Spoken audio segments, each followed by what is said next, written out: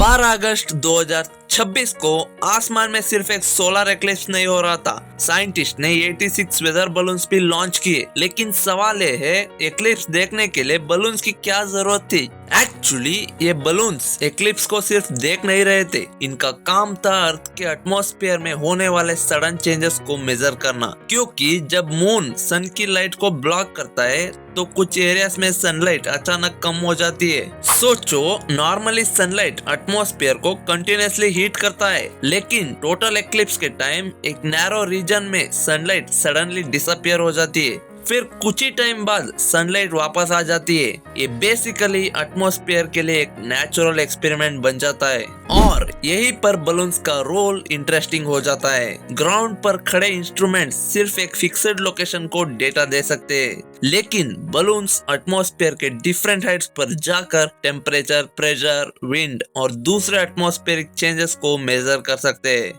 मतलब साइंटिस्ट को सिर्फ ये नहीं पता चलता कि ग्राउंड पर क्या हुआ, बल्कि एटमॉस्फेयर के ऊपर क्या हो रहा था वो भी पता चलता है।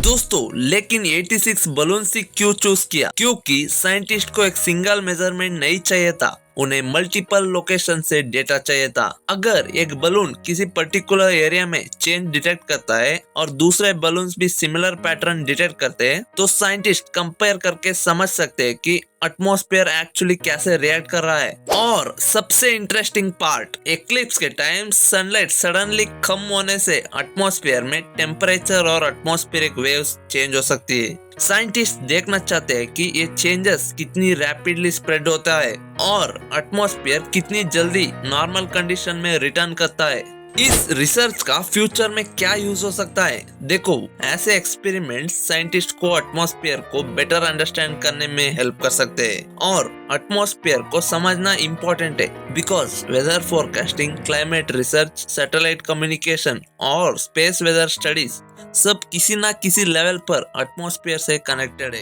तो 86 बलून्स का एक्चुअल मिशन एक्लिप्स की ब्यूटीफुल पिक्चर्स लेना नहीं था, उनका मिशन था अर्थ के एटमॉस्फेयर को एक जाइंट लैबोरेटरी की तरह यूज करके ऑब्जर्व करना। एक एक्लिप्स कुछ मिनट्स का होता है, लेकिन उससे मिलने वाला साइंटिफिक डेटा ईयर्स तक रिसर्च में यूजफुल हो सकता है। और नेक्स्ट टाइम जब तुम सोलर एक्लिप्स देखो, याद रखना, ऊपर सिर्फ मून और सन का गेम नहीं हो रहा होता, अर्थ का एटमॉस्फेयर भी उस मूवमेंट में एक्सपेरिमेंट का पार्ट बन जाता है।